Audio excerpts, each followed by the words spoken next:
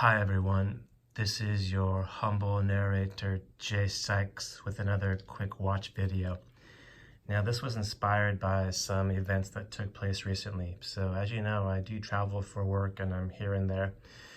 Anyway, haven't made a video in a while, sorry about that, but I am rather busy and YouTube is just for fun and I do enjoy watches and so forth. Anyway, back to the subject. I happen to be in New England, part of USA, and for those of you who don't know, this is the northeastern part of United States. I was in Connecticut specifically for work and decided to stay in a bed and breakfast just for the fun of it. Anyway, so the proprietor of the bed and breakfast happened to have a steel watch, and I saw it the first day, didn't think much of it, and then the second day I caught a glimpse of the Cyclops and it kind of caught my eye. I think with a Rolex Sports, many times the Cyclops is the tell.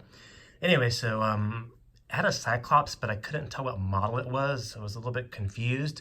The bezel appeared to be somewhat kind of gray, so I just kind of asked the guy, or I guess I said, "That's a nice watch." And then he says, "Oh yeah, it's a Rolex." And I was like, "What?" Anyway, so upon closer examination, it actually was a Rolex Explorer 2 with the older model, the red GMT hand. Anyway, so we were making small talk, and the reason I did not recognize it immediately is because all those black indices on the bezel, the painting, had all been worn off.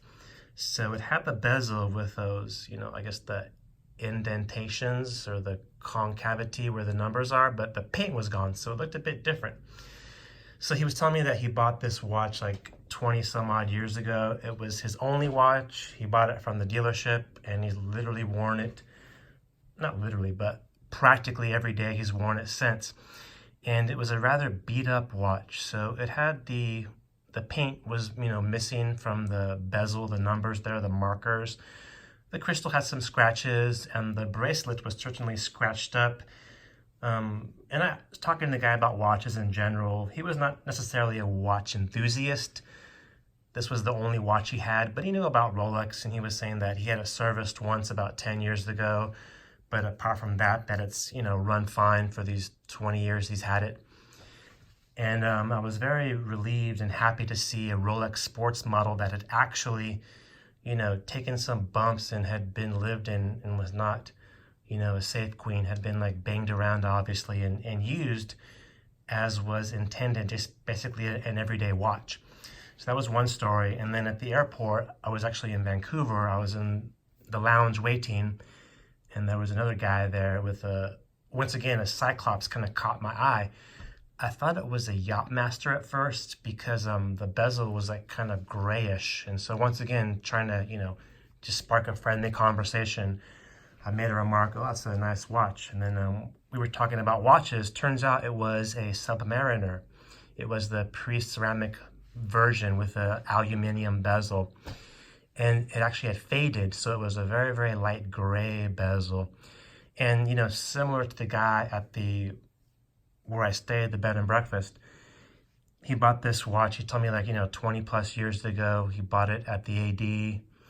And both these gentlemen were older than me. I mean, they weren't old, but they were probably like in their 40s, I would say. So definitely, they had lived life in this watch. And I would say they were adult formative years, as it were. So he told me about the watch. It's his only watch. Once again, he's not necessarily a watch enthusiast, but he certainly is aware of Rolex and has essentially worn the watch every day. So a Submariner that was worn every day. And the bezel was faded. That's the kind of thing you can't replicate. That just comes from just, exposure to the sun and so forth. He told me he took that watch on holidays, snorkeling, just living life and doing whatever, whatever he wanted without worrying about the watch getting beat up. And the bracelet itself was stretched out quite a bit. I mean, it still worked, but you can see the obvious stretch in the links. And so once again, just talking about his watch and, different experiences he mentioned he had with the watch. He mentioned that, he wore the watch when his 2 kids were born. He took it on various trips, various holidays, and that watch was, basically his constant companion in all these years. He told me his kids are now getting older. in their kind of teenage years and so forth. He told me he wants to pass on the watch to his son, at some point. I think it's a great story. Once again, a Rolex Sports watch actually being used as an everyday watch. I don't want to use the term beater, but these are two guys that, had a Rolex watch and basically just wore it living life. They didn't take it off for, this or that. They didn't, baby it, or they weren't concerned, obviously, with getting some nicks and scratches and some honest wear. So it was very unusual, I must say, and quite refreshing to see Rolex Sports models that are getting, beat up and used. And I have here my Explorer 2, and, I must say I'm guilty of, I don't want to say babying it, but I certainly don't wear this as an everyday, kind of rugged watch, as it were, even though it certainly is designed as a sports watch. So it made me wonder with these two gentlemen, being in their, I'm assuming their 40s, maybe late 40s. So they're a generation ahead of me.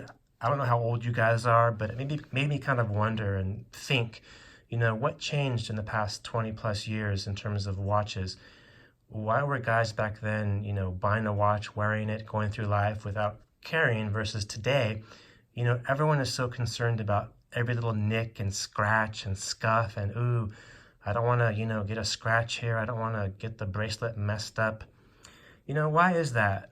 Why are we so hung up nowadays? And I'm as guilty as anyone else in terms of trying to keep these, rugged sports watch in pristine conditions.